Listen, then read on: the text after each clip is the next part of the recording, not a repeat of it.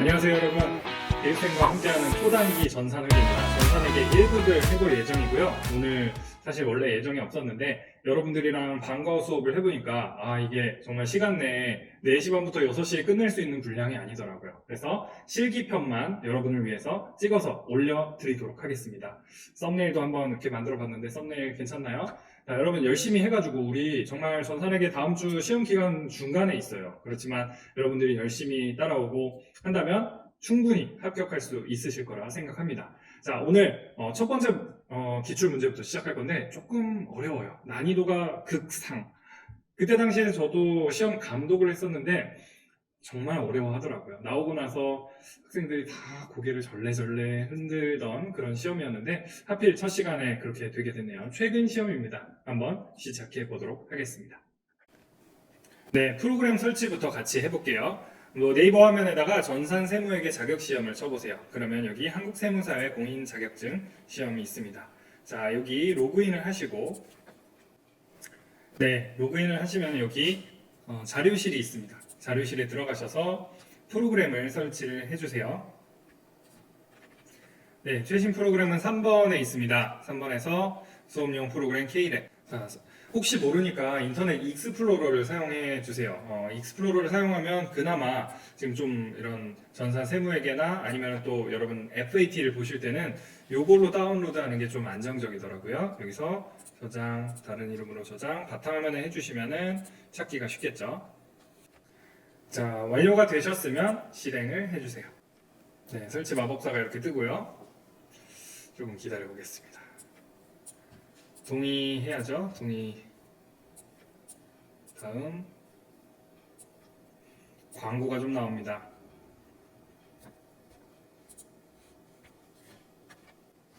여러분이 사용하실 프로그램은 K랩입니다. 자, 이렇게 설치 완료 멘트를 보시고 이건 꺼주셔도 되고요.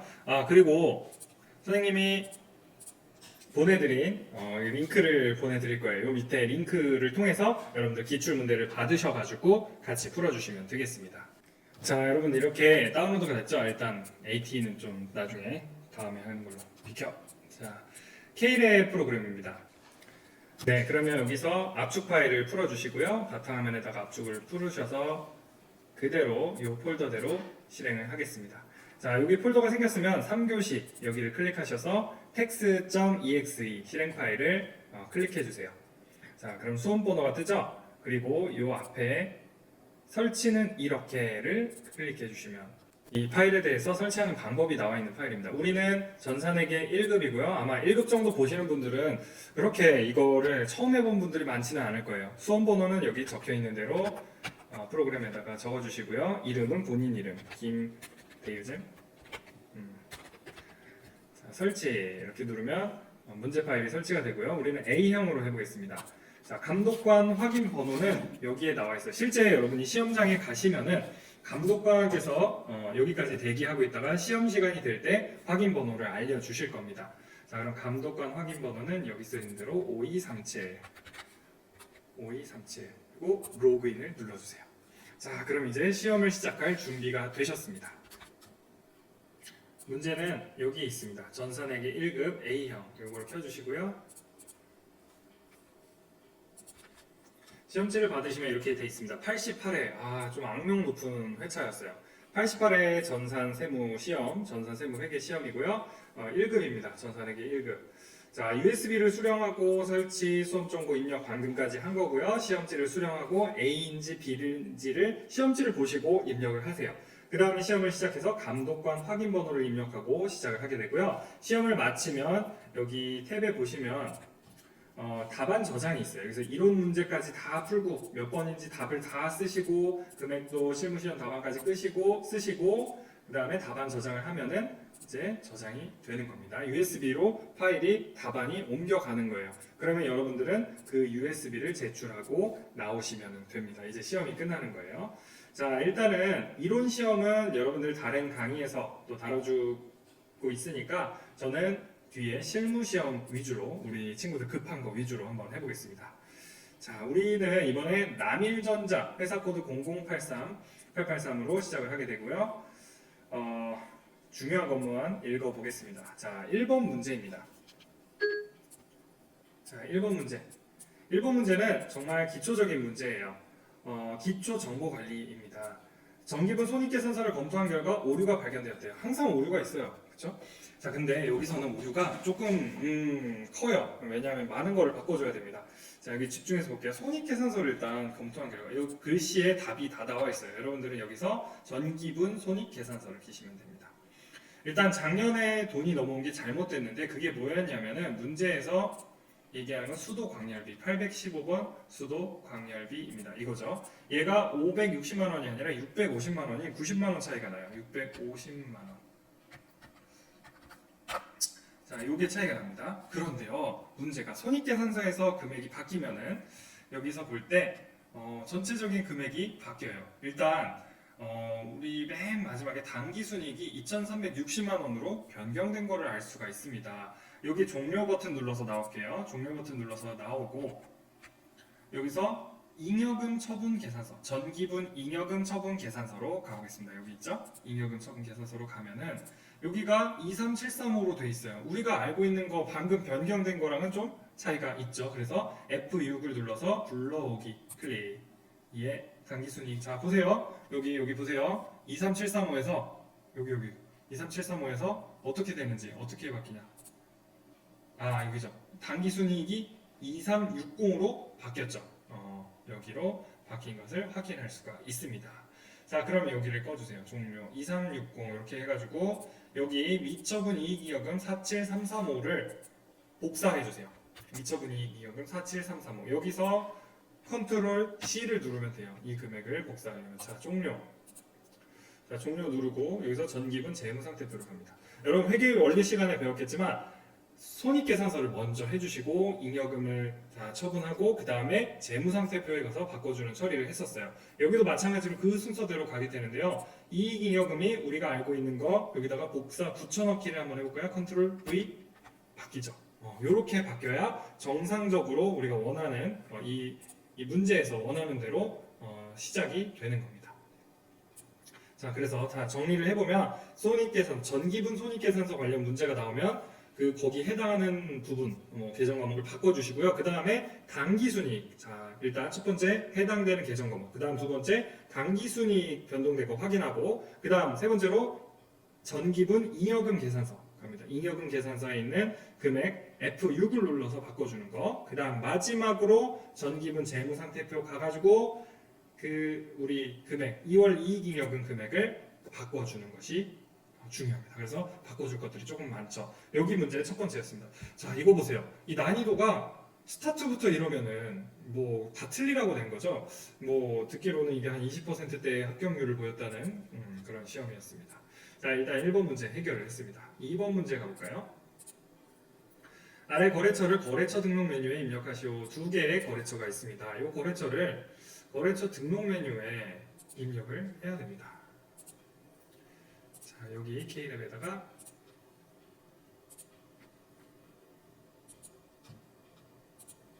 자, 여기 거래처 등록 있죠? 거래처 등록 클릭. 거래처 등록해서 여기다가 하나씩 입력해 주시면 돼요. 첫 번째 코드 번호 여기 써 있죠? 5만1 주식회사 한진캐피탈 그리고 동시라고 써 있죠? 동시. 매입이랑 매출 둘 다 하는 그런 거래처의 경우 동시라고 하시면 됩니다. 사업자 등록번호 2181 여기 써 있는 거 그대로 입력하고 김용수 이렇게 입력하시면 되겠고요. 자, 그 다음 두 번째 5만2 주식회사 성우중기 그리고 동시. 자, 사업자 등록번호는 이대로이고요. 그 다음에 대표자는 이판술 이렇게 해주시면 됩니다. 이거는 뭐 FAT나 전산회계나 2급에서도 나오는 쉬운 문제입니다. 세 번째 문제로 가볼게요.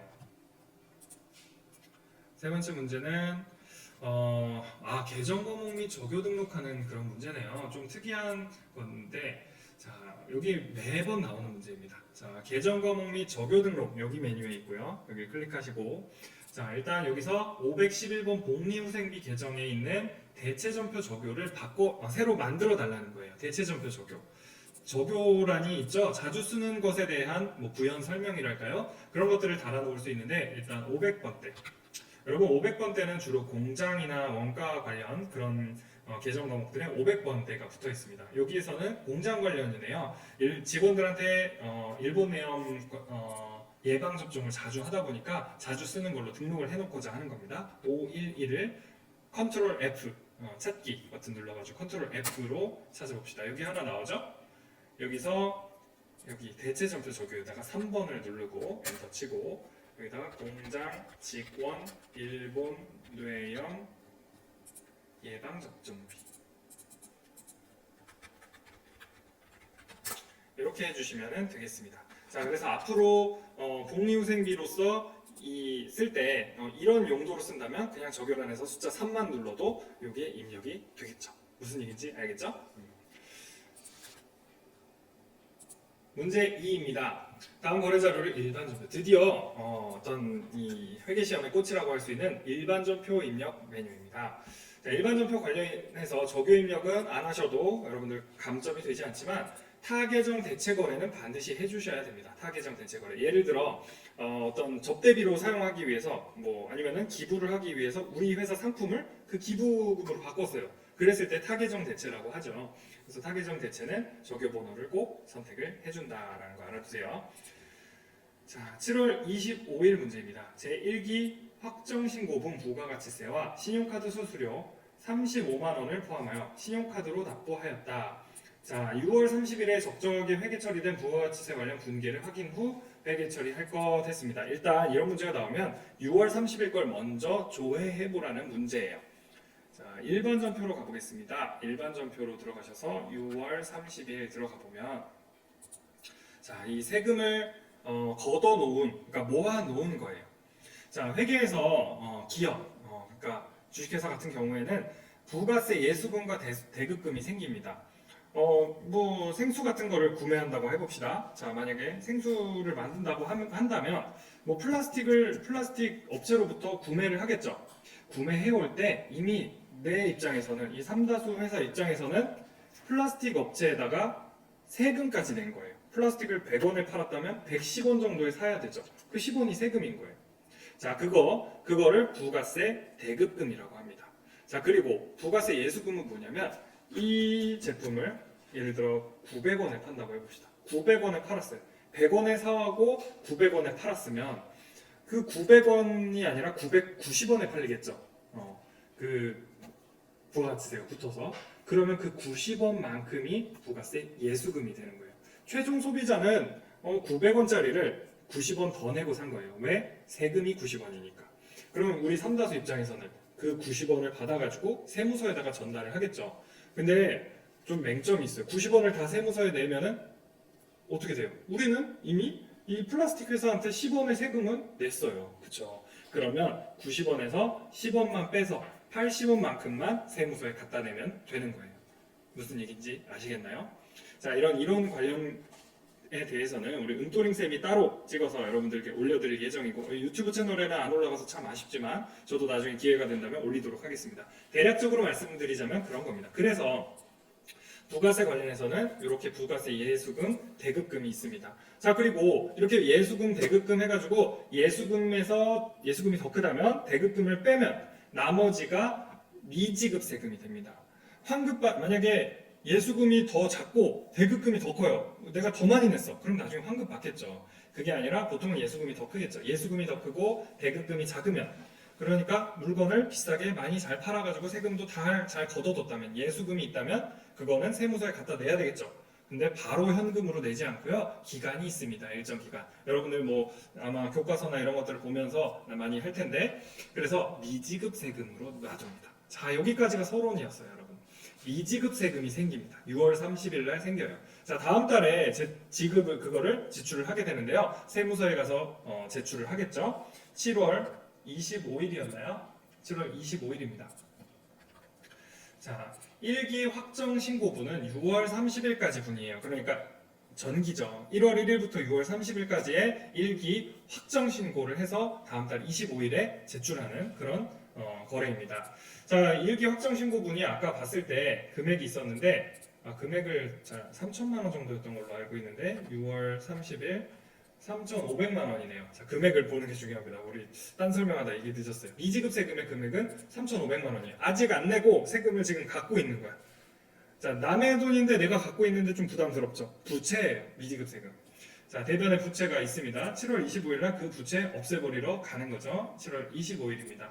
자, 카드 수수료, 그러니까 카드로 내고 수수료까지 포함해서 35만 원까지 포함해서 납부를 했대요.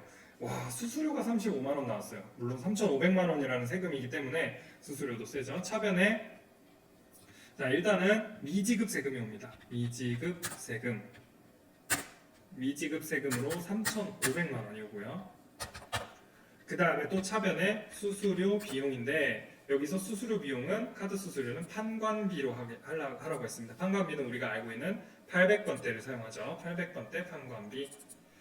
자, 그리고 이 금액은 35만 원이다. 대변은 신용카드로 납부했으면 미지급금이 되겠죠. 미지급 대변에 미지급금으로 카드사인 BC카드를 이렇게 연결해주는 회계처리를 하시면 됩니다.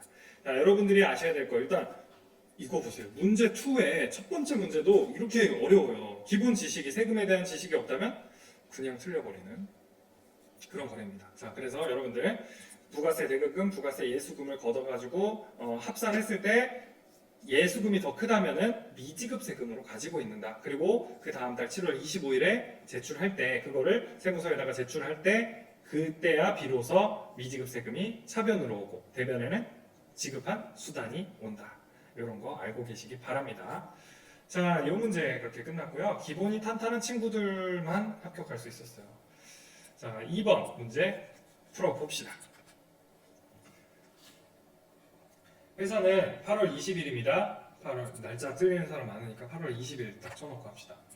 당좌차월 계약을 맺고 있어요. 일단 기업은행에 당좌차월이라는 건 뭐예요? 내가 좀 돈이 없을 때도 있겠지만 너가 날 좀 기다려줘. 나 나중에 갚아줄게. 이런 거예요. 그러니까 뭐 마이너스 통장이라고 보시면 돼요. 당좌 예금, 그러니까 체크카드 같은 거를 쓰는데 좀 모자랄 때는 마이너스가 되더라도 어느 정도 한도까지는 우리 신용을 믿고 기다려주세요. 다음 달에는 줍니다. 이런 게 당좌 차월인데요. 현재 당좌 수표 발행액이 예금 예입액을 초과한 상태예요. 우리가 2천만 원 넣어놨다면 2천만 원 넘게 지금 이미 발행해서 마이너스가 난 상태예요. 자, 근데 당일 회사는 7월 20일에 토지 상사에서 외상으로 구입한 기계장치의 구입액은 1,800만 원을 당좌 수표 발행해서 지급했대요. 그러니까 7월 20일 날 샀던 그 기계장치 구입액은 뭐 미지급금이었겠죠? 그거를 이제 당좌 수표 발행해서 지급을 해줬다는 거예요. 야, 이 1,800만 원을 지금 돈이 없는데 줬어요. 그러면 뭐로 처리해야 될까요? 대변은 당좌 차월 또는 뭐 단기 대여금 이렇게 하시면 되겠죠. 차변에는 우리가 구입한 게 기계장치죠. 차변은 기계장치 이렇게 오시면 되겠습니다. 차변은 미지급금이 와야 되겠네요. 기계장치는 이미 7월 20일 날 거래로 완료가 됐고요. 차변에 미지급금 돈 안 냈던 거 해결하는 그런 거래입니다. 미지급금은 거래처를 반드시 입력해 줘야 됩니다. 안 쓰면 안 갚겠다는 거예요. 어디서 빌렸는지도 어디다 갚아야 되는지도 모르고 그냥 있으면 안 갚겠다는 거나 다름이 없겠죠. 대변에는 미지급금 그리고 당좌 차월 당좌 차월 이렇게 해서 당좌 차월 거래는 기업은행입니다. 기업은행 이렇게 됩니다. 정말 K랩 프로그램이 편한 게 여기서 더 이상 금액을 써줄 필요 없이 다 입력이 돼 있죠. 물론 뭐 전문가분들은 좀 불편할 수도 있겠죠. 세세한 거래를 쓸 때. 근데 우리로서는 굉장히 편합니다. 자, 여기까지 해가지고 2번 문제 끝났습니다. 3번 문제로 가볼게요. 9월 10일입니다. 9월 10일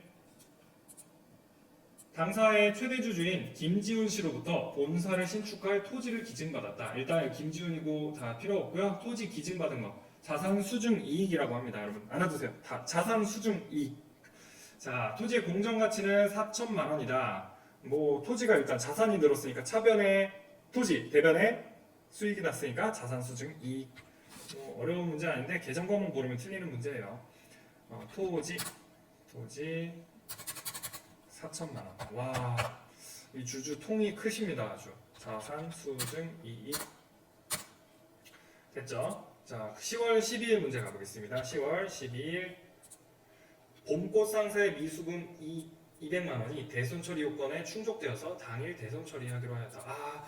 우리 회사 입장에서 정말 봄꽃 상사를 신뢰하고 믿어줘서 외상으로 거래를 해줬더니만 이 사람들이 회사가 망해버려가지고 돈을 못 갚게 됐어요. 그럼 어떻게 될까요? 우리는 이미 예상을 하고 있었죠. 그게 바로 대손 충당금이에요.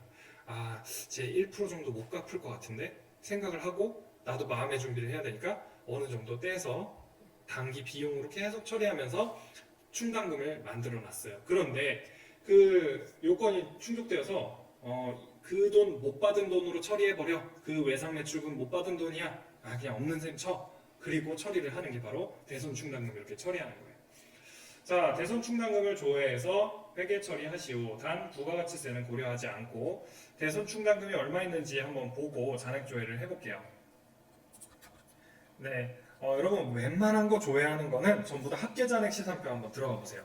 잘 모르겠다? 일단 합계잔액 시산표. 이거는 현재 시점까지의 시산표예요. 그러니까 차변 대변을 맞춰볼 수 있고 각 계정 과목이 얼마나 남아있고 이걸 볼 수 있는 겁니다. 현재 날짜가 10월 12일이니까요. 10월 12일 여기 들어가서 이 대손 충당금을 보라 했는데 뭐야 몇 개야? 왜 이렇게 많아? 이게 아니라요. 항상 뭐의 대손 충당금입니다.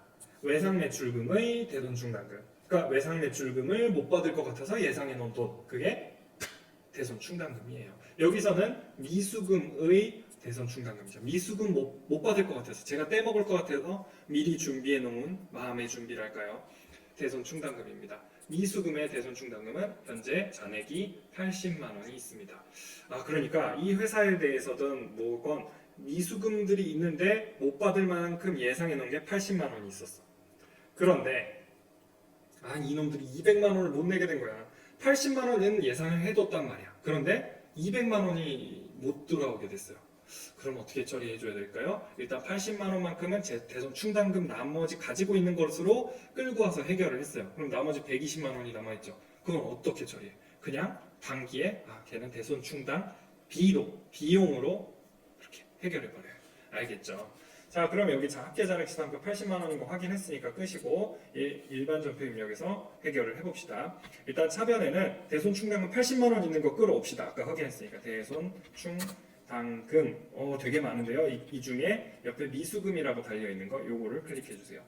대손 충당금 80만 원. 그리고 또 차변에 대손 상각비입니다. 대손 상각비.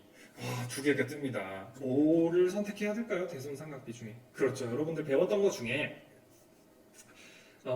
외상 매출 채권에 대해서는 메인이에요. 걔네들이 못 받은 돈의 메인들은 대손 상각비. 메인이 아니라 약간 짜투리들 있잖아요. 미수금 이런 거. 그런 것들은 기타의 대손 상각비로 처리를 해줍니다. 확인. 자, 기타의 대손 상각비. 이것도 정말 이 문제 만드신 분 지식 자랑하려고 만드신 것 같아요. 엄청나게 많은 것들을 끌어와서 다 틀렸습니다, 친구들. 자, 이게 120만 원이겠죠? 뭐 비하 발언은 아니고요. 대단하십니다. 자, 120만 원. 그리고 대변에는 200만 원이 미수금이 사라진 거죠. 미수금 200만 원. 미수금은 거래처를 반드시 써주셔야 되겠죠? 봄꽃 상사. 봄꽃 상사. 자, 이런 거래였습니다. 여러분들 잘 알아두세요. 다음 문제 풀어볼까요? 11월 3일입니다. 11월 3일 주식회사 울진에 단기 대여 하면서 타임 발행 당좌 수표를 지급하였다. 일단은 여러분들이 아셔야 될 거, 남이 발행한 어떤 종이들 있죠? 그런 걸 현금이라고 하는 거예요. 남이 발행한 수표, 남이 당좌예금을 발행하던 뭐 자기압 수표를 들고 오던 어차피 우리 회사에 들어오는 건 그거는 그냥 현금처럼 쓸 수 있는 종이일 뿐이에요. 지폐예요. 그런데 우리 회사에서 발행한 당좌 수표는 당좌 예금이 나가는 거죠. 근데 그 수표를 다시 가져왔어요. 그럼 예금으로 들어오는 거잖아요. 그래서 동현당당, 저도 회계 공부할 때 회계 선생님이 알려주신 게 동현당당. 동점은 현금이고 당점은 당좌 예금이다. 그렇게 외우시면 돼요. 자, 그래서 타임 발행 당좌 수표라는 건 그냥 현금입니다. 자, 단기 대여하면서 현금을 지급했으니까 여기 차변에는 단기 대여금이 오겠죠. 차변에 단기 대여금 대여금도 빌려줬으니까 받아야 되니까 거래처 반드시 써야 되겠죠? 울진 금액은 1,000만 원입니다. 1,000만 원. 자, 대변에는 현금. 현금은 사실 뭐 그냥 출금 전표로 써줘도 되는데 이렇게 쓰겠습니다. 자, 그러면 6번 문제로 가볼게요. 11월 10일 회사 판매직 직원이 퇴직하였습니다. 아, 좀 잘 좀 해주지. 벌써 퇴직을 했네. 퇴직을 했는데 회사는 은행에 확정급여형 퇴직연금에 가입하고 있다. 자, 확정급여형은 확정기여형 두 가지가 있는데요. 짧게 그냥 TMI로 알아두세요. TMI까지 아니에요. 그냥 MI, 머치 토크. 자, 확정급여형은 뭐냐면 급여를 확정시켜 주겠다는 거예요. 여러분 퇴직할 때 퇴직금을 아예 그냥 딱 정해주는 거예요. 아, 이 정도 보장해 줄게. 그럼 확정기여형은 뭐냐면요. 내가 기여할 것만 정해놓은 거예요. 아, 나 그냥 얼마 줄지는 모르겠고 그냥 나 20만 원씩만 그냥 월별로 낼게. 이게 왜 다르냐면요. 퇴직연금을 자꾸 운용해서 수익률을 하는데 수익이 낮더라도 확정급여형은 맞춰주기로 한 그 급여가 있기 때문에 퇴직급여를 맞춰줘요. 뭐 엄청 많이 나더라도 그냥 그 급여만 줘요. 근데 확정기여형은 그냥 20만 원씩만 회사에서 그냥 불입하는 거예요. 계약한 금액만큼만. 그래서 조금 그런 두 가지의 차이점이 있다라는 거 알아두시고요. 자, 회사는 은행에 확정급여형, 급여 맞춰주기로 하고 퇴직연금에 가입을 했어요. 자, 직원의 퇴직금은 800만 원이다. 자, 현재 퇴직급여 이 연금이 있는지 한번 검색을 해보고 없다면은 뭐 비용 처리를 해야 되겠죠? 근데 있는지 한번 볼게요. 합계잔액 시상부 들어가 볼게요. 자, 여기서 지금 현재 11월 10일이니까 검색해 보시고요. 웬만하면 있어요. 퇴직 관련해서 쳐봅시다. 자, 퇴직연금 운용자산 현재 운용하고 있는 게 1,000만 원 있어요. 일단 되겠죠? 그리고 퇴직급여 충당부채가 1,000만 원 있습니다. 올해 이렇게 운용자산이 있는 거, 충분히 있는 거를 볼 수가 있습니다. 일반 전표에다가 11월 10일 넣고 차변에는 퇴직급여 충당부채를 써줍니다. 퇴직급여 충당부채. 퇴직급여 충당부채는 800만 원이에요. 그 다음에 대변에는 아까 나왔던 두 가지 있죠? 연금 운용 자산이에요. 그러니까 자산 그걸 없애서 자, 퇴직연금 운용 자산에서 빼가지고 퇴직급여 충당부채에다가 딱 놓고 나중에 퇴직급여로 지급을 하는 거예요. 자, 그래서 퇴직했을 때 이렇게 지급하는 처리 요거 정도 알아두세요. 뭐 다른 방법으로는 퇴직급여, 차변의 퇴직급여, 대변의 퇴직연금, 미지급금으로 해가지고 지급을 할 수도 있고요. 나중에 나갈 때 현금으로 주고 그 다음에 미지급금 없애버리는 회계 처리도 할 수 있습니다. 근데 여러분들 그냥 통일해서 차변의 퇴직급여 충당부채, 대변의 퇴직연금 운용자산으로 알아두시면 되겠습니다. 퇴직기 뭐 요새는 많이 하죠. 뭐 평생 직장이라기보다 돌고 도는 거죠. 자, 문제 3번입니다. 다음 거래 자료를 메인 매출 전표 입력 메뉴에 입력하세요. 아, 양대 산맥이에요. 자, 일반 전표, 메인 매출 전표. 일반 전표는 그냥 차변 대변 쓸 줄 아는 그런 전표고요. 메인 매출 전표는 뭐냐면요. 물건이 들어오고 나가고 거기에 세금이 붙고 이런 것들을 굉장히 간편하게 처리해 줄 수 있는 그런 툴입니다. 자, 일반 전표 입력은 이제 꺼주시고요. 메인 매출 전표 요 밑에 있죠? 전산회계 2급만 본 친구들은 처음 볼 수도 있어요. 또 FAT 2급만 본 친구들은 처음 볼 수 있어요. 메인 매출 전표. 자, 이거는 그냥 물건 몇 개 샀어요, 얼마예요, 그리고 어떤 회사랑 계약을 했어요, 이런 것들을 해주면 전표의 대략적인 것들이 딱 간단하게 입력이 됩니다. 거기서 계정 과목들만 좀 바꿔주시고 거래처 바꿔주시고 뭐 그런 것들을 하면 돼요. 자, 문제 3번. 주식회사 제주로부터 원재료 500개, 공급가액은 5만원. 자, 부가세는 별도로 해가지고 구입을 했고 전자세금 계산서를 교부받았으며, 자, 전자세금 계산서라는 말이 앞으로 나오면요, 일단 체크해 놓으세요. 여기다 뭐 빨간색을 표시를 해두든 체크를 해두든 입력을 안 하면 틀리니까요. 대금 중 1,000만 원은 제품을 받아 판매를 하고 받아 보관 중인 마포의 약소거음을 배서하여 지급하고. 와, 문제 왜 이렇게 꽈서 냈어요? 자, 일단 약소거음 배서해서 지급했다는 건 우리 회사에 있던 바들어음이 나간다는 거예요. 그렇죠? 그 다음에 잔액은 외상으로 하였다. 일단은 좀 복잡한 거래네요. 두 가지 이상의 전표가 사용되는, 두 가지 이상의 거래가 사용되는 그런 경우입니다. 9월 2일 날짜 입력해주세요. 자, 9월 2일에 딱 하면 처음 보는 기억. 이게 뭐지? 밑에가 뭐야? 자, 일단 여러 가지 종류가 있는데 아까 얘기했듯이 세금과 관련됐다 그랬어요. 매출하든 매입을 하든 우리나라에서는 세금을 내게 됩니다. 자, 과세, 11번 과세, 또 여기 51번 과세는 각각 그냥 일반적인 거래예요. 상품 매출 거래 이렇게 해가지고 상품을 팔면서 부가가치세 10%를 내는 그런 거래를 얘기를 하고요. 자, 두 번째 영세는 뭐냐면 영세율이에요. 이거 여러분 세무 일반 나중에 배울 텐데요. 세금이 0이에요. 뭐냐? 부가가치세 대급금과 예수금이 있었죠? 싹 없애버리는 거예요. 전에도 없고 후에도 없는 거예요. 이건 왜 그러냐면 수출할 때 쓰는 거예요. 다른 나라에 수출하는데 우리나라에서 다른 나라로 갈 때 일단 세금이 붙어요. 그 다음에 또 다른 나라로 가가지고 들어갈 때 관세가 붙어요. 그럼 우리나라 제품이 다른 나라에서 팔릴까요? 안 팔려요. 요새 직구도 많이 하고 막 그러는데 세금이 그렇게 두 번이나 붙어버리면 안 팔려요. 그래서 어차피 관세 붙을 거 너네 우리나라에서 세금 내지 마. 수출을 장려하기 위해서 이렇게 해준 겁니다. 영세율은 정말 0이에요. 여러분 면세는 뭐냐면요. 부가세 대급금은 있어요. 근데 부가세 예수금은 없어요. 그러니까 뒷부분이 없는 거죠. 그래서 여러분이 최종 소비자가 구입할 때 그 예수금이 없는 거예요. 그러니까 플러스 마지막 제품에서의 부가세가 900원이면 그냥 진짜 900원에 파는 거예요. 990원에 파는 게 아니야. 알겠죠? 자, 면세고 뭐 건별 과세, 건별 같은 경우에는 좀 이따가 하나 나올 거예요. 간이 과세, 뭐 수출할 때 또 자, 카드 과세는 뭐냐면요. 앞에 거랑 똑같아요. 과세, 영세, 면세랑 똑같은데 카드로 긁었을 때 카드 과세, 카드 영세, 카드 면세 이런 것들이 있는 거예요. 자, 여러분 요 정도 알아두시고 또 하나 어느 거가 나오냐면요. 카과, 불공. 여기 불공이 많이 나와요. 이번 시험에 불공이 나왔는지 모르겠지만 불공이 굉장히 많이 나옵니다. 여러분 불공 사유들을 공부를 해놓으시고요. 불공제 되는 사유들이 있어요. 뭐 자동차 몇 cc, 어떻게 했을 때 그런 것들이 많이 있는데 불공 사유들 좀 검색해서 알아두시기 바랍니다. 기회가 된다면 정리를 한번 해드릴게요. 자, 일단은 말이 길어졌는데요. 여기는 건별 과세입니다. 그냥 과세입니다. 11번. 자, 여기 제주로부터 51번 과세가 되겠네요. 원재료를 구입했으니까 매입 쪽에 가는 게 맞겠죠. 매입의 과세 51번 과세. 51번. 자, 품목은 원재료예요. 원재료.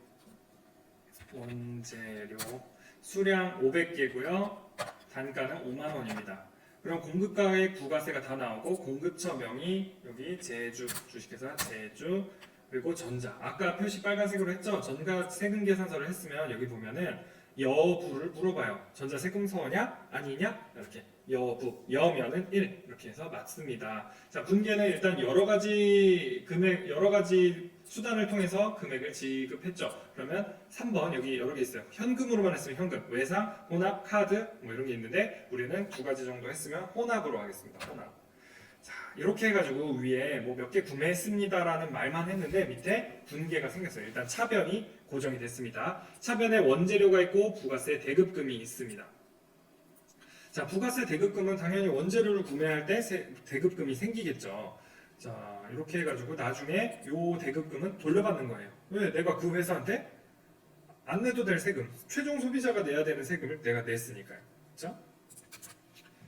네, 그렇게 해서 부가세 대급금은 나중에 돌려받게 되겠죠. 자, 대변을 이제 입력을 해줄게요. 여기 제주에서 엔터를 치시고 대변 숫자 4를 눌러서 대변 1,000만 원은 판매하고 받아 보관 중인 마포 약소금 배석. 그러니까 우리의 바드러움을 대변으로 옮긴 거죠. 받을 이렇게 쳐주시고 바드러움 거래처 마포였어요. 마포. 그렇죠? 여기 중요해요. 이거 바꿔주시는 거. 자, 이게 1,000만 원이래요.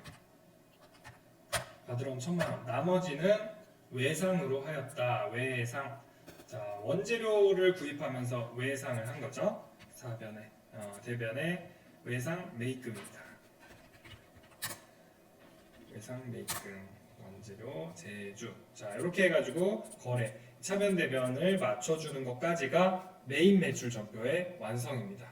여러분들이 이렇게 같이 해주시면 되겠고요. 근데 사실 첫 문제부터 조금 어려웠어요. 두 번째 문제 갈게요. 공장에서 사용하던 기계 장치를 민영기업에 매각하고 전자세금계에서 발급하였다. 기계를 갖다 팔았는데 매각 대금이 자, 이런 거 여러분 유형자산을 갖다 팔 때요. 유형자산 처분 손실이 나냐 이득이 나냐 이거를 생각하면서 푸시면 좋아요. 쉽게 생각하면 여러분 남의 거라 생각하면 잘 안 되고요. 내 거 갖다 판다고 생각해 보세요. 내가 내 아이폰인데 중고나라에 갖다 팔아요.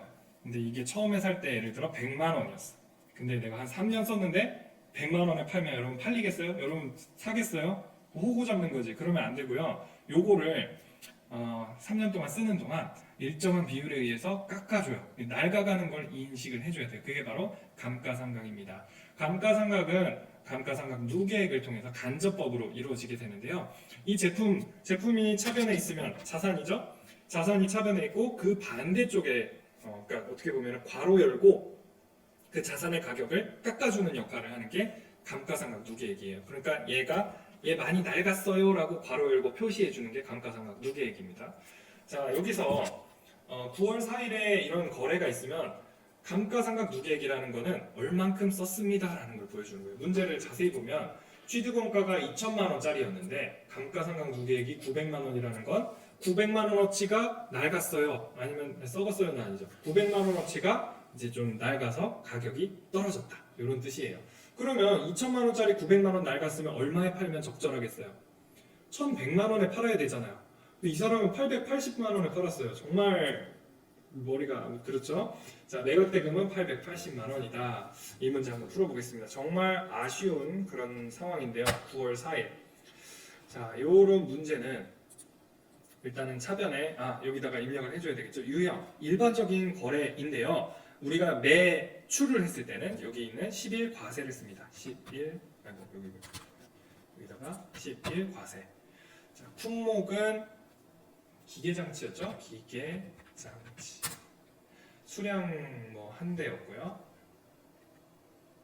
그다음에 단가는 880만 원.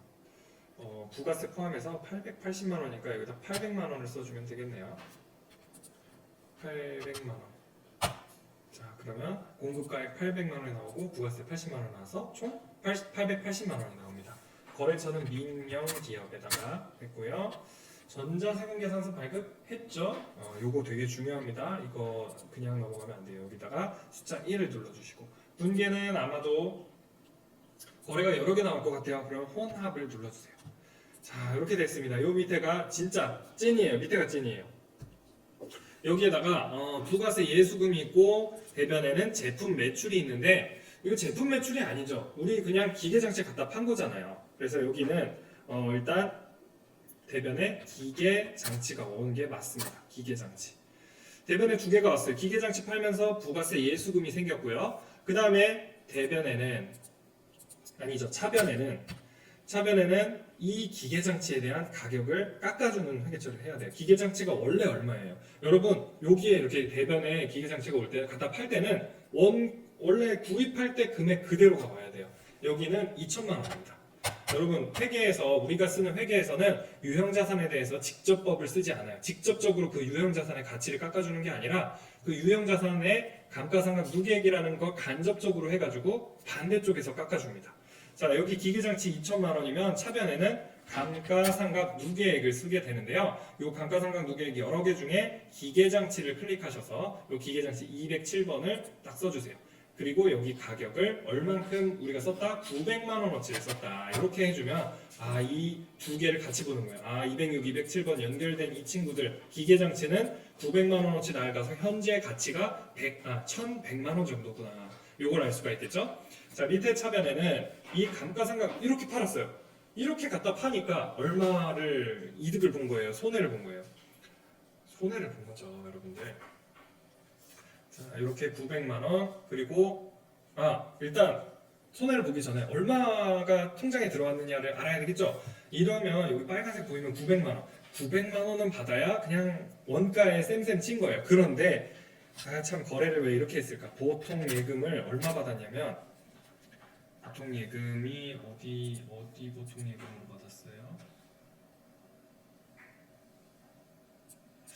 그렇죠. 보통 예금 은행은 안 나왔는데 보통 예금을 880만 원밖에 안 받았어요. 880만 원밖에 안 받았다는 건 얼마 차이인 거예요? 300만 원을 덜 받은 거죠. 자, 여기다가 그 아쉬움을 씁니다. 유형 자산 처분 손실 이렇게 되는 거예요. 자, 복잡한 거래 같지만 여러분 자기 물건 갖다 판다고 감정이입을 한번 해보세요. 틀릴 수가 없어요. 머리가 이 아깝죠? 자, 300만 원. 이렇게 처리를 해주시면 유형 자산을 처분할 때 어떻게 된다. 원가로 써줘야 된다. 먼저 기억하고 그 다음에 얼마에 팔았냐. 그리고 돈 얼마 받았냐. 얼만큼 썼냐. 돈 얼마 받았냐. 그리고 그럼 그 나머지 금액이 이득이냐 손실이냐를 입력해주면 되겠죠. 다음 문제 풀어볼까요? 여러분 재밌나요? 힘들죠? 3번입니다. 10월 31일 제조부서에서 사용하기 위한 컴퓨터를 프라일전자로부터 구입하였고 대금 217만 8천 원을 BC카드로 결제했다. 컴퓨터는 유형자산 계정으로 처리할 거, 비품으로 처리하라는 얘기죠. 10월 31일. 자, 이거는 뭐 되게 어려운 건 아니에요. 일단 카드로 긁었으니까 카과라는 걸 선택할 수 있느냐 요거를 물어보는 그런 정도의 문제인 것 같아요. 57번 카과. 이거 그냥 과세로 해버리면 좀 틀리겠죠? 자, 품목은 컴퓨터였고요. 그 다음에 수량은 한 대. 여기 카과를 쓸 때는요, 그냥 여기 공급가액에다가 가격을 쓰면 돼요. 2178 이렇게. 그러면 알아서 공급가액과 부가세가 나뉩니다. 자, 카과를 할 때 이런 팁을 이용해 주시면 되겠고요. 코드는 프라일전자. 그리고 전자세금계산서 여기는 없죠? 없고 카드로 했으니까 여기는 카드 4번 카드로 하겠습니다. 자, 그러면 미지급금이라는 카드가 나왔고요. 미지급금은 반드시 카드 회사랑 연결이 되어야 돼요. BC로 연결해 줍시다. BC 카드. 자, 부가세 대급금이 이만큼 있고요. 원재료라고 나왔는데 이걸 바꿔줘야 되겠죠. 이거를 비품으로 할 수 있느냐 없느냐 이런 거를 판단하는 문제라고 할 수 있겠습니다. 자, 마지막 페이지 중에 마지막이구나. 11월 10일 동해상사의 제품을 판매하고 전자세금계산서 발급했다. 이건 발급을 했네요. 대금은 8월 1일에 수령한 계약금 제외하고 이런 문제는 8월 1일부터 들어가서 봐야 돼요. 일반 전표부터 가보겠습니다. 일반 전표에서 8월 1일 보면은 선수금 이렇게 제품이 안 들어가 있는 경우는 다 일반 전표로 쓰고요. 상품 같은 거 구입하고 팔고 물건이 들어가고 나가고는 메인 매출입니다. 알아두시기 바랍니다. 왜 쟤는 일반 전표가요? 혹시나 그럴까봐 또 TMR을 방출했습니다. 여기 선수금은 100만 원이에요. 100만 원인 거 확인하셨죠? 8월 1일날 100만 원을 선수금으로, 그러니까 계약금으로 받았고요. 그거 빼고 나머지 보통예금 계좌로 받았다고 하는데 1,500만 원, 그러니까 1,650만 원을 여기 현금이지만 빈칸이 없어서 현금에 쓴 거고요. 보통예금으로 받았대요. 자, 그럼 여기다가 11월 10일에 유형은 뭔가요? 제품 판매한 거죠? 판매. 그럼 매출에 과세겠네요. 과세. 자, 매출에 과세로 해보겠습니다. 공급가액. 자, 품목은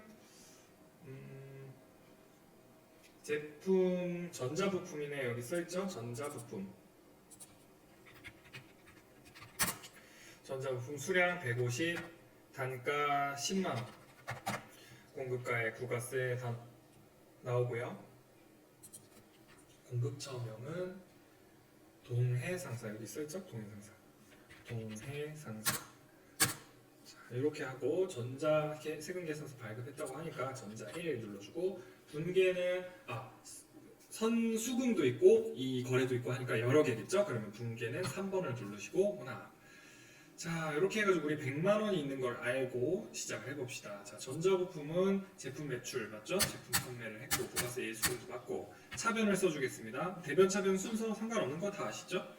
여기에다가 금액을 1,650만 원 중에 100만 원을 일단 먼저 100만 원을 선수금을 없애주겠습니다. 선수금은 부채였는데요. 차변으로 와서 없애주고 100만 원 이렇게 써주면 나머지 금액인 차변에 보통예금으로 나머지 금액만큼, 보통예금은 은행 이름이 여기 왜 안 나와 있나요? 은행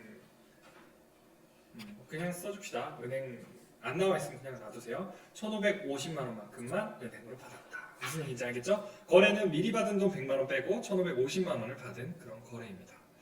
자, 여기까지 해서 4번이었고요. 5번을 풀어보겠습니다. 12월 1일 연말 선물용으로 12월 1일 연말 선물용 당사 VIP 선물 세트 원가 5만 원이고 시가 88,000원이 부가세 포함해서 88,000원이니까 세금 부가세는 8,000원이 부가세로 나가야 됐을 그런 거래입니다. 자 이것도 좀 복잡한데요. 엄청 복잡하진 않은데 조금 생각을 해야 돼요. 일단 선물 거래용으로 우리의 제품이 나갔죠? 제품이 나갔는데 그 제품의 목적이 바뀌어 버렸어요. 원래는 상품으로 이렇게 해가지고 나가야 되는데 이거는 거래처에 줬으니까 접대비로 바뀐 거죠. 자, 유형은 이런 것을 건별, 무중일 여기 건별을 선택해 주시면 됩니다. 이거 건별로 사유가 있는 거예요. 건별. 자, 14번 건별로 해서 품목은 VIP 선물 세트. 수량 하나. 자, 원가 5만 원짜리죠? 5만 원짜리. 자, 5만 원짜리인데 단가로 쓰지 말고 여기 공급가액이 5만 원이에요. 원가가 나갔는데 부가세는 8천 원짜리예요. 원래 있었을 부가세. 자, 그리고 공급처명은 여기가 우진이죠? 우진. 자, 그 다음에 전장 아니고 분계는 혼합으로 하는 게 좋겠죠? 혼합. 밑에 써봅시다. 자, 제품 매출이 아니라 요거를 바꿔주셔야 돼요. 제품 매출이 아니라 접대비. 접대비 800번대 접대비. 그렇죠? 접대비 5만 원. 자, 이렇게 해가지고 됐고요. 그 다음에 차별은 이거 잘못 썼네. 접대비가 아니라 여기는 제품이 맞겠죠? 일단 제품이 나갔어요. 그런데 여기는 제품 중에 F2를 눌러서 한번 보세요. 여기 적요란 중에 타 계정으로 대체한다는 게 있어요. 아까도 얘기를 했죠. 원래 목적인 상품이 아니라 다른 걸로 바뀌어가지고 나가는 거를 타 계정 대체액이라고 해요. 자, 이렇게 해서 엔터를 치고 차변에는 이게 접대비죠. 접대비 800번대 접대비. 자, 이런 회계 처리하시면 됩니다. 얘가 제일 중요하겠죠. 여기서 타 계정 대체. 타 계정 대체가 중요하다. 자, 그 다음에 그래서 적요란은 여태껏 쓴 적이 없어요. 그런데 타 계정 대체할 때는 반드시 적요란을 써주셔야 합니다. 12월 10일 회사는 일부 원재료를 수입하고 있는데 수입 원재료 통관 비용을 현금 지급하고 다음 전자세금 계산서를 발급받았다. 통관이라 하면 수입 수출인가? 그러면 영세인가? 이렇게 생각이 깊어질 수 있는데요. 이게 일반적인 거래입니다. 자, 그래서 51번 매입할 때 과세로 처리하면 되겠습니다. 자, 품목은 통관 비용이 여기다가 품목에다가 두 가지 이렇게 있어요. 통관 수수료, 운송 수수료. 그러면 여기다가 복수거래 키 있죠? 복수거래 키를 누르셔서 두 개를 써줍니다. 통관 수수료 규격은 없고 수량 단가 공급가액에다가 12만 원을 써주시면 부가세까지 나오고요. 두 번째는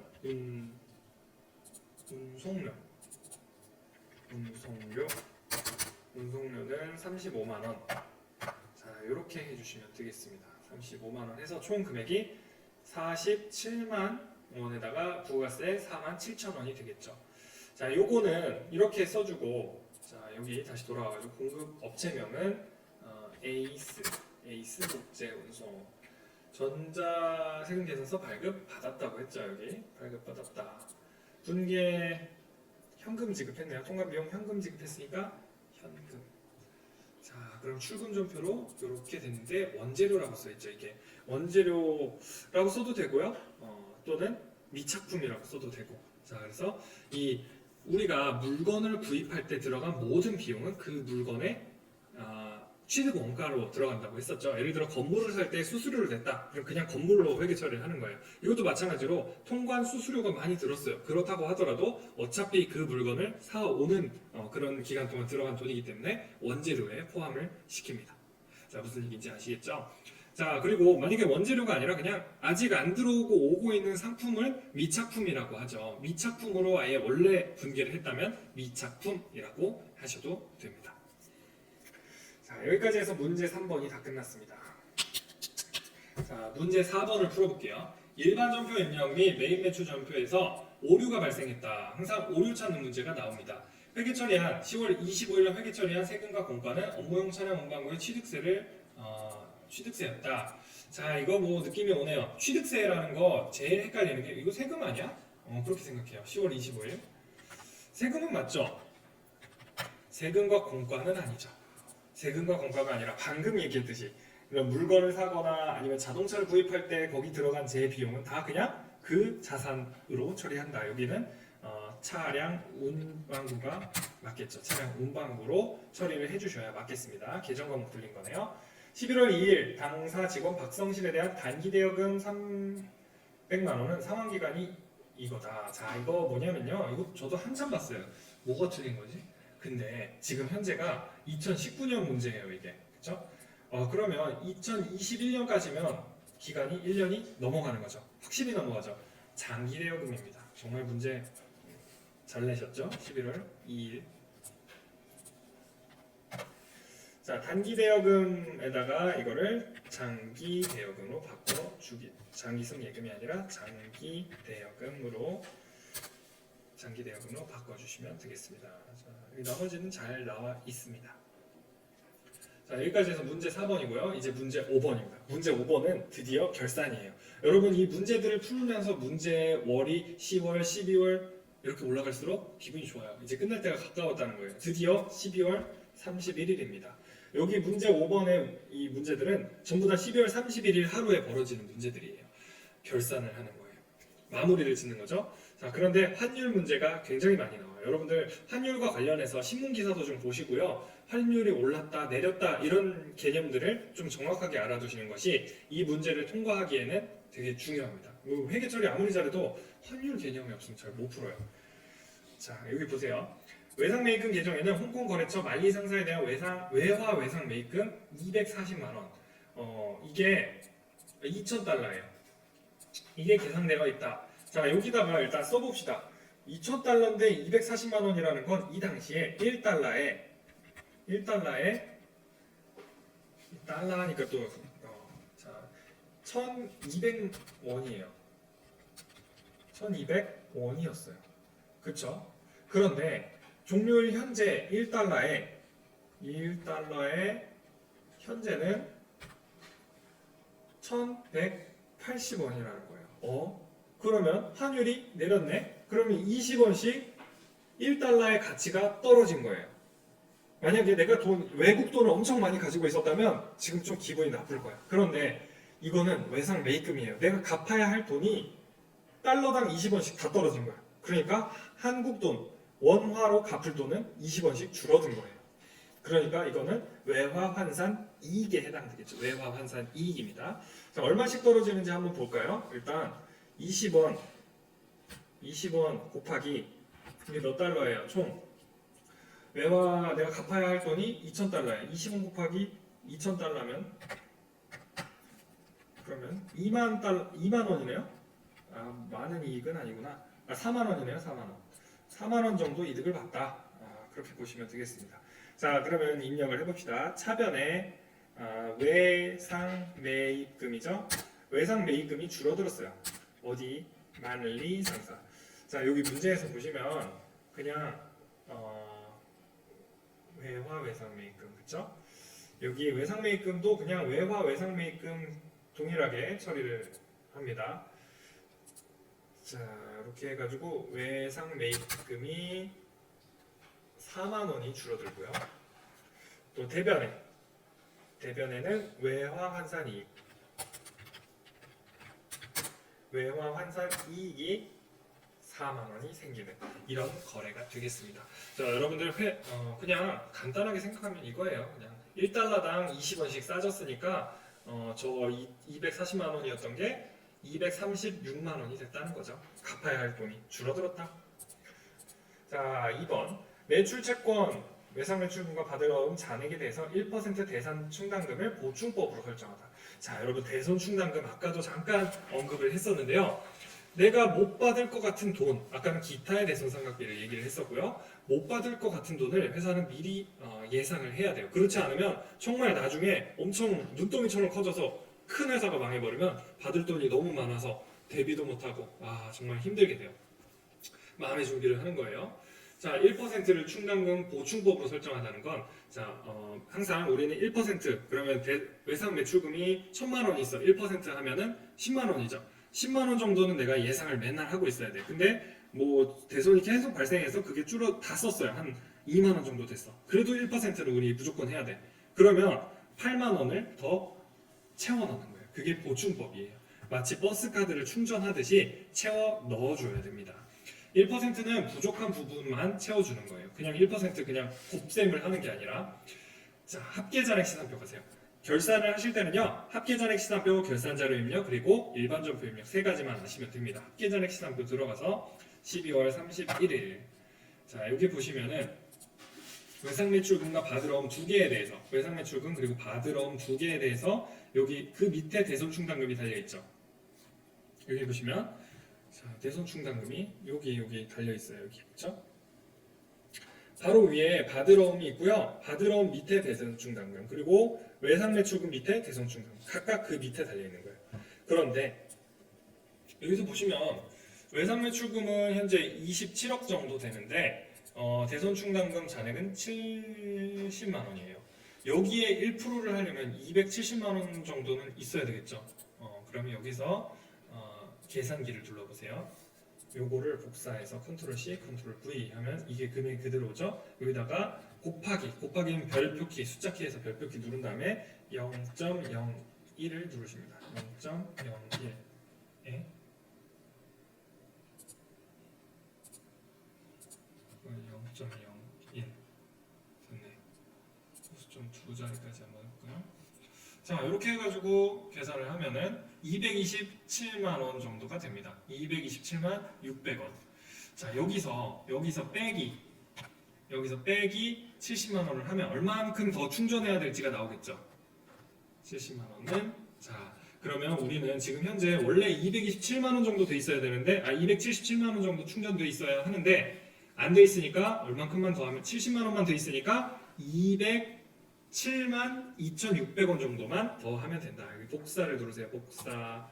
자, 어디다 입력하냐면요, 결산자료 입력에다 입력을 하면 됩니다. 1월부터 12월까지의 총 결산자료 입력을 가지고 오시고요. 여기서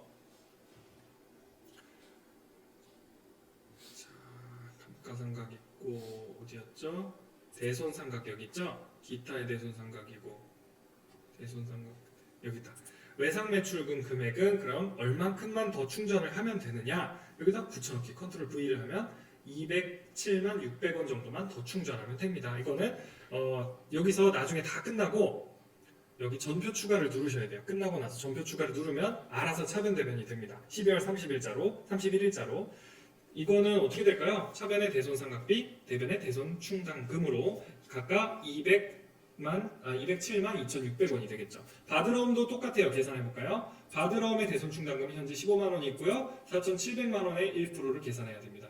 여기다가 복사, 붙여넣기, 컨트롤 C, 컨트롤 V 한 다음에 곱하기 0.01 이렇게 하면 47만 원 정도가 있어요. 근데 15만 원이 있네요. 여기 빼기 15만 원 이렇게 하면 32만 7,500원이 됩니다. 요거 복사해 갈게요. 이만큼 더 충전하면 우리가 1%를 이룰 수가 있는 거예요. 자, 요거 복사한 것을 여기다가 여기 어디냐면요, 바드러움의 대손 삼각비예요. 붙여넣기 컨트롤 V 하면 되겠죠. 자, 컨트롤 V 하면 여기가 이렇게 입력돼서 총 40만 100원이 됩니다. 자, 일단 이 문제 풀었어요.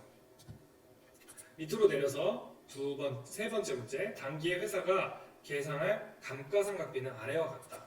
기계장치에 대한 감가상각비는 900만 원이고요. 920만 원. 제품 홍보용 트럭 감가상각비는 210만 원. 요거를 각각 써달래요.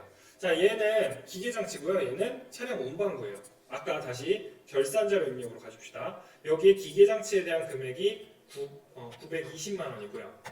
그리고 여기 홍보용 트럭인 차량 운반구에 대해서 210만 원이에요. 원래는 이거 자동으로 눌러주고 그냥 들어가게 반영되게 하는 게 있는데 일단 문제에서 이렇게 나왔으니까 이렇게 체크를 한번 해줍시다. 자, 이렇게 들어가가지고 써주면 결산자료 입력을 써주면 다 문제 5번이 끝나게 돼요. 자, 이 상태에서 다 끝난 게 아니라 전표 추가를 반드시 눌러주세요. 전표 추가. 예. 전표 추가를 해주시면 일반 전표 입력에 들어가서 12월 30일에 우리 원래 이 상태였죠? 여기서 다시 조회를 해보면 자 이렇게나 많이 생겼어요. 엄청 많이 생겼죠? 이걸 다 손으로 써주기에는 굉장히 힘들잖아요. 요거를 제가 결산자료 입력이라는 아주 편한 툴이 다 완료를 해준 겁니다. 자 여기서 이제 마무리를 해줄게요. 자 여기도 전표 추가를 한번 눌러볼까요? 전표 추가 일반 전표에 37건이 추가되었습니다. 여기도 전표 추가 해주시고 자 다른 거는 다 된 것 같습니다. 손익계산서도 들어가 볼까요? 12월 자 된 것 같아요. 자 여기까지 해가지고 우리가 전산회계 1급에서 할 것들은 다 한 것 같고요. 이제 문제 6은 마지막 문제입니다. 이건 뭐냐? 여러분이 지금까지 한 게 잘 되었는지 눈으로 확인하는, 조회하는 문제예요. 자, 1월부터 6월까지 계산서 수취한 금액은 얼마인가? 계산서는 세금 계산서를 얘기해요. 전자세금이든 뭐든 그런 계산서, 그냥 일반 계산서예요. 자, 매입 매출장에 한번 들어가 볼까요? 매입 매출장. 자, 매입 매출장. 직접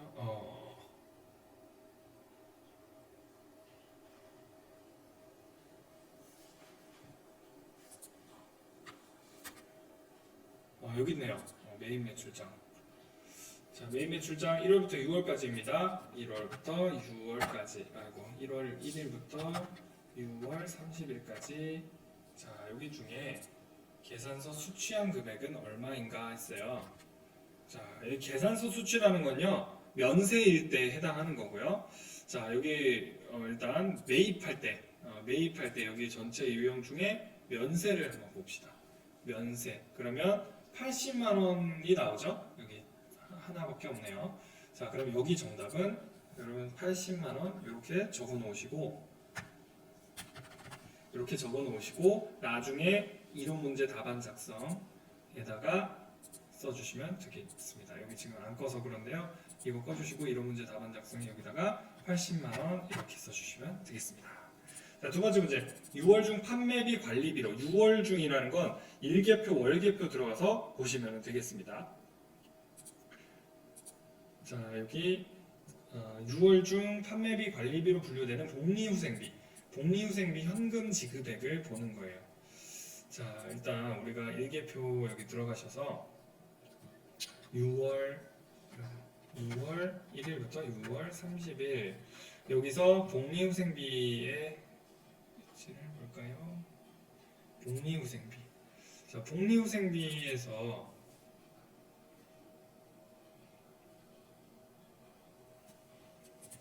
아니죠. 여기 제조경비였고요. 아까 제조경비는 공장 쪽이고 여기는 밑에 판매비 관리비로 복리후생비가 있죠. 여기 현금이 있어요. 현금 써 있는 걸 보면 22만 1,000원이 됩니다. 22만 1,000원이 정답이 되겠네요. 2, 2, 1 이렇게. 자, 얘는 끄고 이런 문제 22만 1,000원. 마지막입니다, 여러분. 단기에 고정자산을 매각하고 세금 계산서 발행한 금액. 자, 요거는 부가세 신고서 조회를 한번 해볼게요. 네, 여러분들 이쪽 탭에 보시면 부가가치가 있고요. 여기서 부가가치세 신고서를 한번 보겠습니다. 이 중에 세금 계산서죠. 이쪽 말고 여기에 보시면은 여기에서 조회 기간이 1월 1일부터 3월 31일까지. 자, 그 다음에 이렇게 보시고, 자, 과표 명세를 한번 보세요. 자, 여기 보시면은 우리가 수익 금액을 제외하고 여기에 나와 있는 1,200만 원이죠. 그래서 고정자산 매각하고 매각액이 1,200만 원인 거를 볼 수가 있습니다. 여기 수익 금액 제외인 거를 확인하시면 되겠습니다. 자, 이렇게 해가지고 이거 끄고 1,200만 원까지 쓰시면은 전산회계 1급 실무가 다 끝났습니다. 여기 답안 저장을 누르시고 그러면 이제 USB 메모리를 뽑아서 제출하시면 됩니다. 물론 필기는 다 푸신 뒤에요. 자, 오늘 너무 수고하셨고요. 거의 1시간 정도를 했네요. 여러분들 고생 많으셨습니다. 자, 또 내일 뵙겠습니다.